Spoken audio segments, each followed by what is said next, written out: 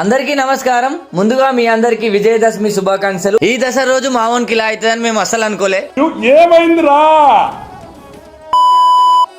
ఏమైందంటే ఈరోజు ఉదయాన్నే లేచి రెడీ అయ్యి అమ్మవారి ఆశీర్వాదం తీసుకున్న తర్వాత మేమంతా కలిసి మా వాహనాన్ని శుభ్రం చేసుకున్నాం. ఆయుధ పూజ స్టార్ట్ చేశాం.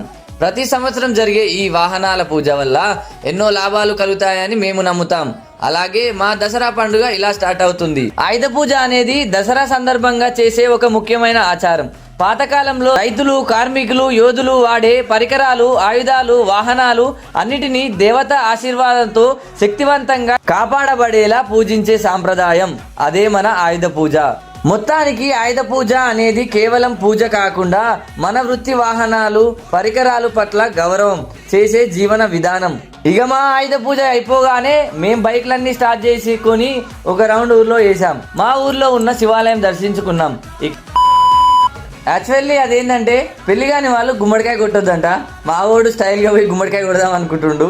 మా ఊరు పెద్ద మనుషులు వచ్చేసి అరే నీకు పెళ్లి కాలేదు కొట్టొద్దురా అంటే వాడు సైడ్ జరిగిపోయిండు.